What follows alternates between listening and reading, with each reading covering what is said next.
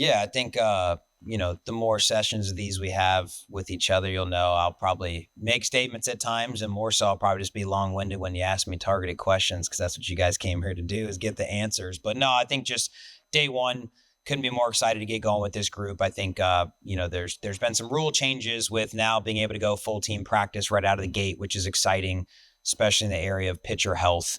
But just being able to get guys out here moving around is a lot of fun when they're all together.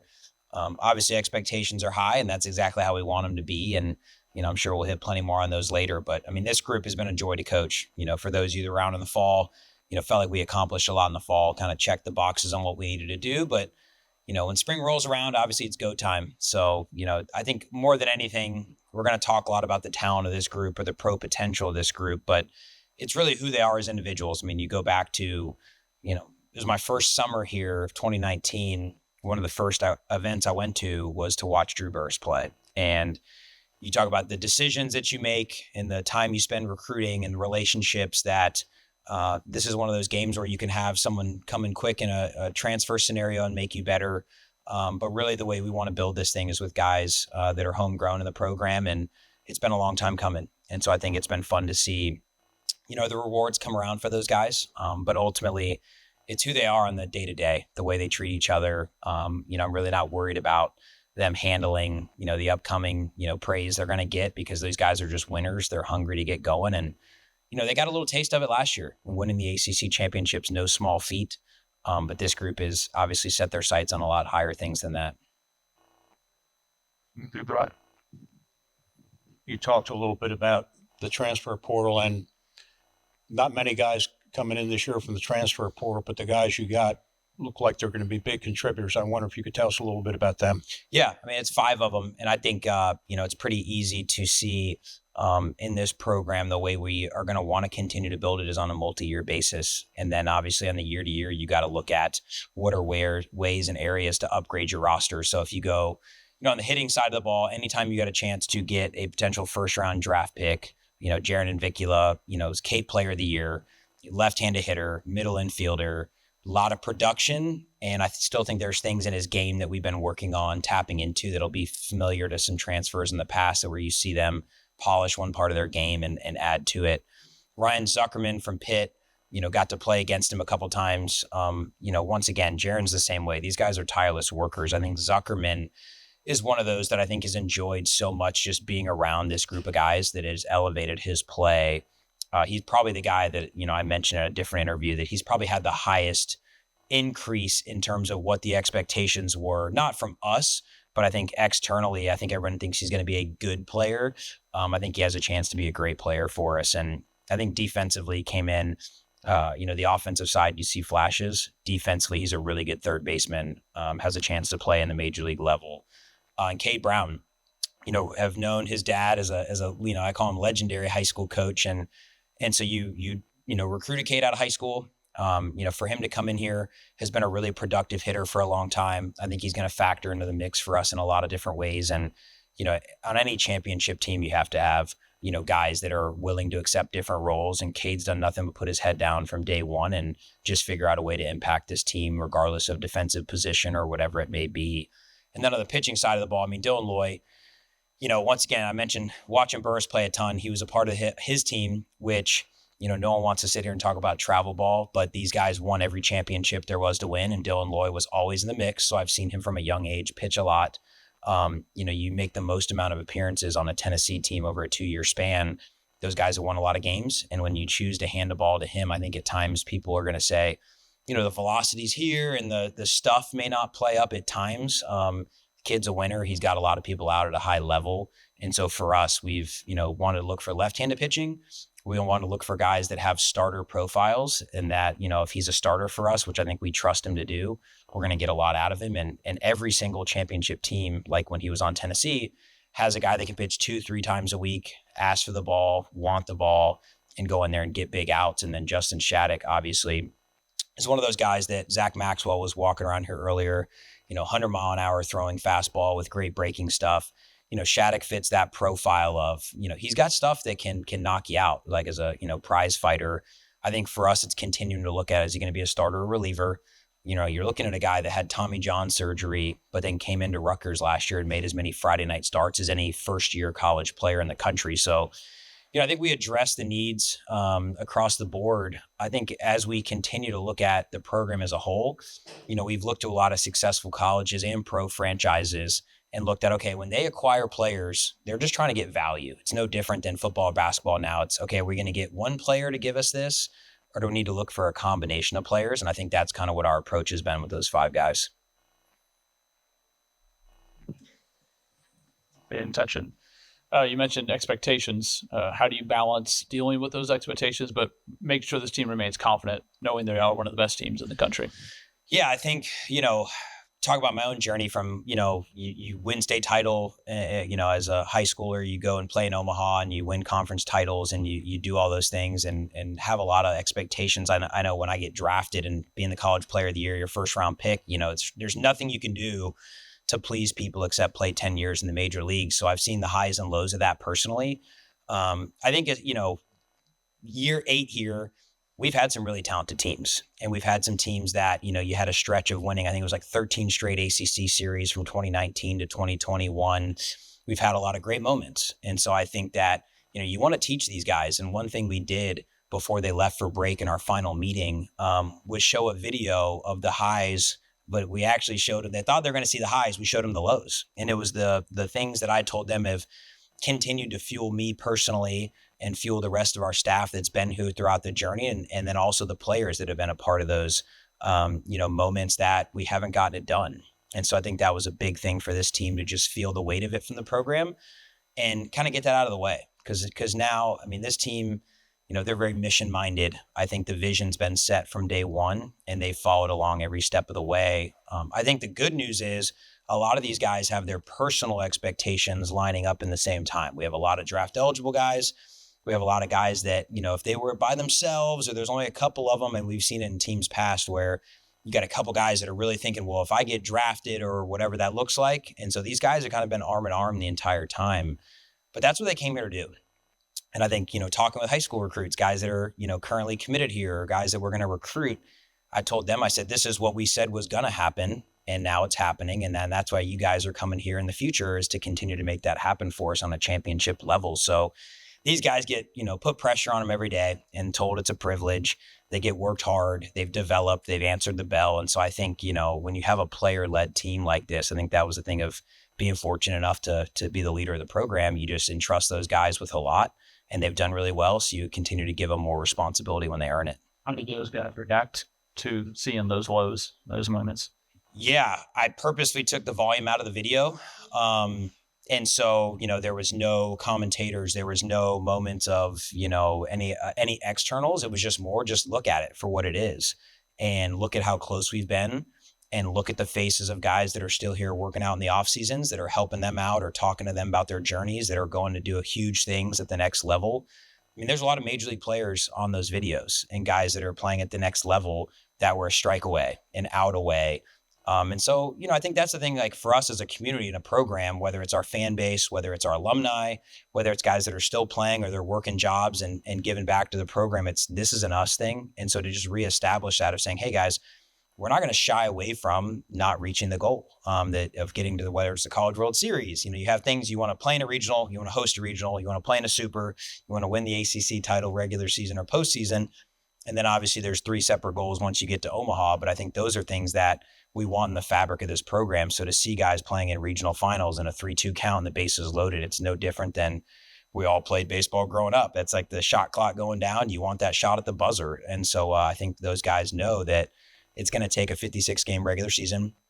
It's going to take a postseason, and you're one day away from being on the outside looking in of this thing.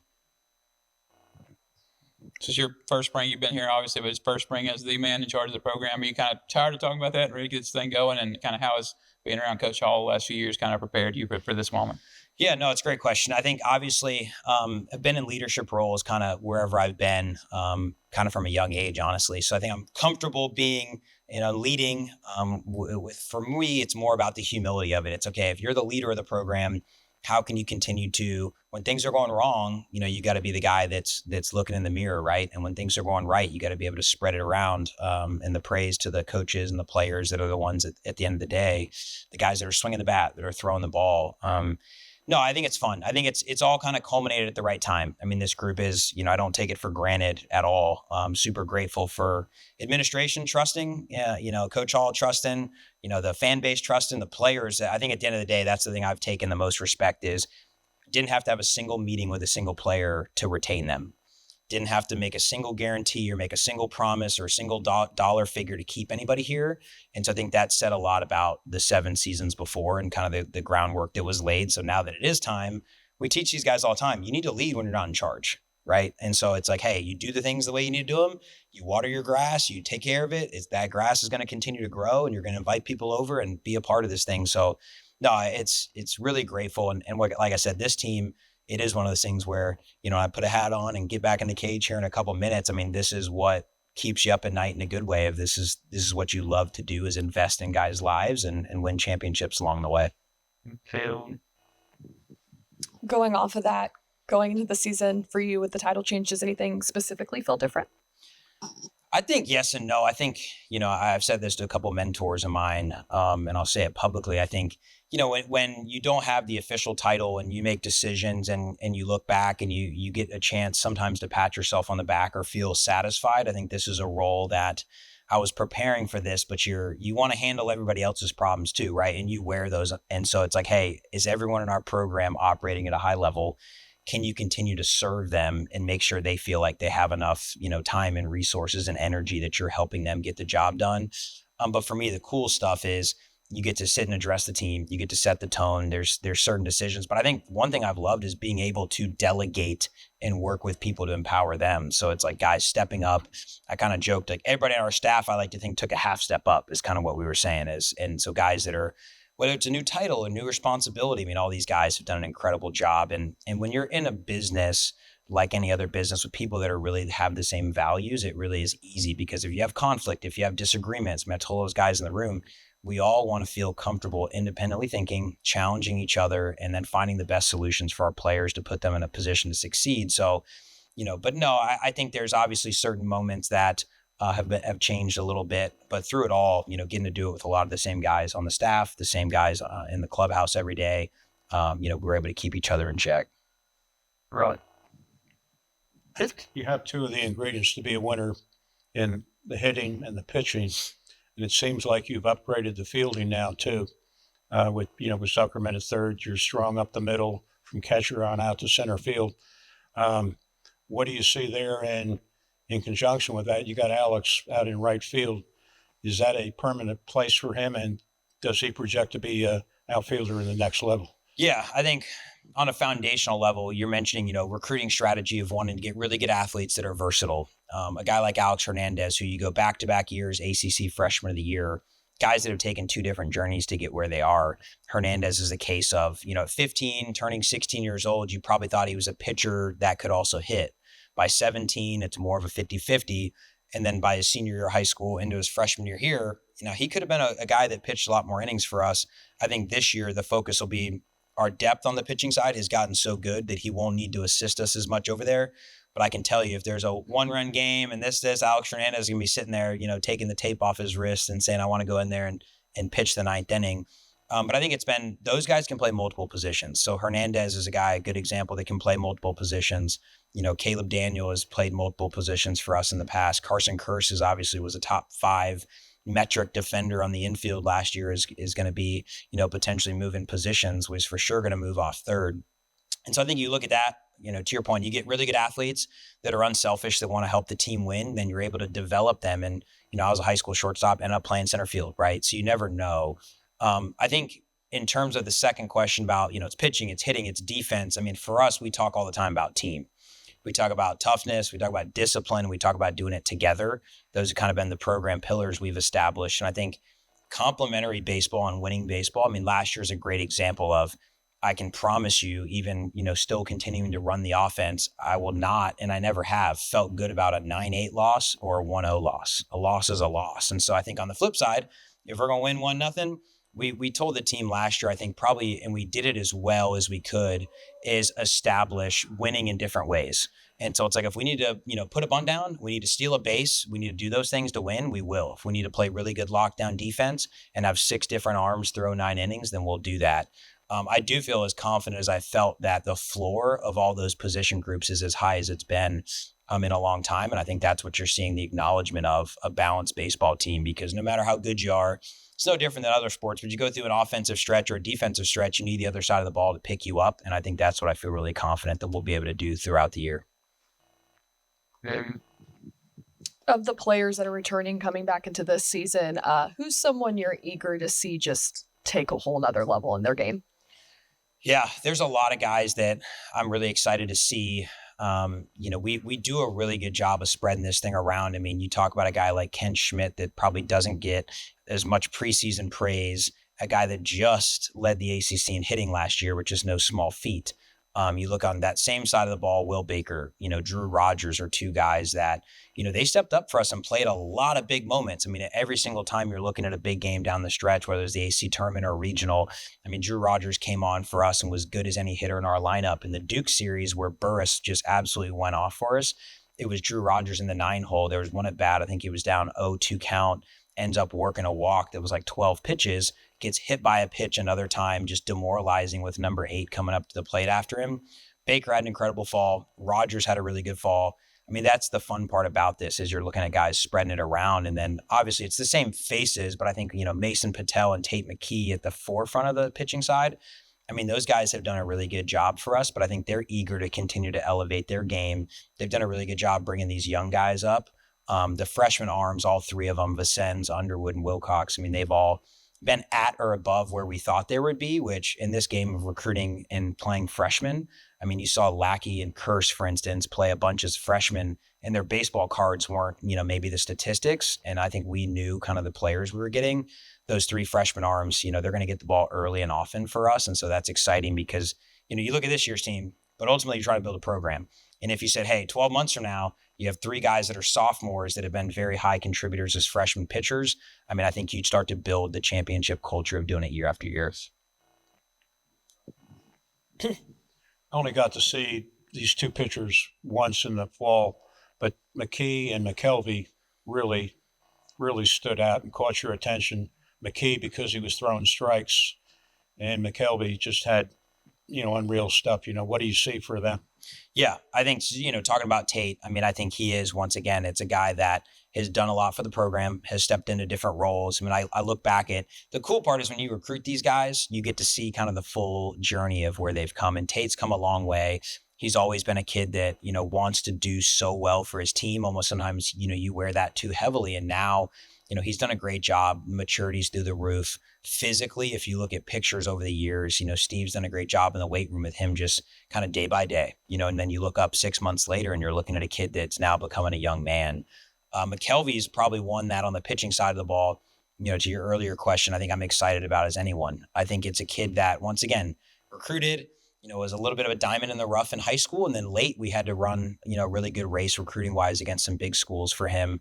But it's a kid that has never made an excuse. He's always been the right amount of tough on himself and had really high, goals. So for him and Porter to go up to the Northwoods Leagues, those 2 threw outstanding for us. They came in and used that, and we were kind of monitoring that too because they threw a lot of innings this summer. So we definitely still, put him in there, but knowing that McKelvey and Bursma were both going to get a little tired at the end of the fall. So no, those 2 guys, on top of, once again, McKee, the Patels, the Shattuck, Loy, some of the older guys, Ballard, those guys have been there, done that with us. McKelvey is one that, you're picked to click, right? If you want to look at, and you show up on a scrimmage this preseason, McKelvey's going to be a guy that's going to start games for us and be in a competition for a weekend rotation spot. Kelly's. Have you thought about how things are going to line up on the weekend or midweek, or is this kind of what this next month is about before the season? You kind of have a plan or figuring it out right now? Yeah, it's almost been like, a running joke of, Matt and I have, been doing this to be our 3rd season together. And, like I said, all the years you do this, the first year when I get the job and in December and come in January, you faced, Curry, Thomas, and Herter, all 3 guys pitched in the major leagues. and it'd be cold. And we had big leaguers in our lineup. I mean, that team had an unbelievable season, ranked third in the country at the end of the regular season, but those guys would strap us, and it was an uncomfortable thing to face every day. After that, though, right, that was where Amos Willingham came into the mix, and I think we were 12-1 in Tuesday games. And that's how you host, is you got to have those guys that maybe are less appreciated when those guys got hurt. So, Curry hurt or get hurt, Amos is able to slide in. So I say that up until now, it's probably, we're as deep as we've been. We have 6 guys or more that I would feel comfortable rolling out there at any given moment in the 7 years I've been here, and said, if you told me that guy was pitching on the weekend, I'd say we got a really good chance to win a lot of games. So I would say there's a lot of right answers to the test. I think we haven't figured out exactly what that formula looks like, and these couple, weeks of scrimmages are going to be critical. But I also think when you go back and look at whether it's the starting lineup, 1 through 9, where guys hit in the order, or which guys made appearances, and it might be the guy that starts at Georgia Southern on Tuesday right out of the gate that, we are very trusting of. We're not going to hand a ball to someone down there with a great program and tough environment that we don't want to, pitch us to a win, almost like a regional game. So I think that'll be the side. And then I think for me, whether it's batter-handedness, hitting a certain type of pitcher, whether it's guys, to the question earlier about defensive versatility, I think there's a lot of questions. And so for me, there's always adversity that sets in. But I feel as good as I felt about, a lot of the guys that are going to touch the ball on the mound, and the formula will get figured out come June. And it's Rollins, but sir, You talked about Rogers and his ability to hit and be selective at the plate, that type of thing. How productive is it for your team to have him also as your backup catcher? Maybe you can give Lackey some days off now and then. What is your plan there? Yeah, I think we're catcher you. I think we, those guys have been really tight from day one. And I think that was the cool part to see. It's like having 2 quarterbacks, and to see Drew never waver, never talk about transferring, be fully committed to the team. Multiple scouting directors that I talked to that I have good relationships with. He was the first name, Rogers, that is, talking about Lackey, a top 10, top 5 overall pick potentially.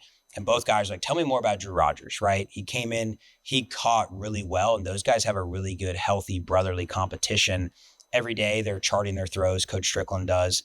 And so to see them on the day-to-day just get lost in that competition, I think they both, because if you had Lackey here and there's nobody pushing him, Lackey still works really hard, but it's just human nature, right? And Rogers on the same side. I mean, he's sitting there going, this is the number 1 receiving catcher, probably the number 1 throwing catcher. And then he led Power 4 in hitting last year. And that's the guy that he's going to be, sharing reps with back there. So Drew's going to play a huge piece of the puzzle for us. cool thing. Awesome, guys. Appreciate it. Appreciate it.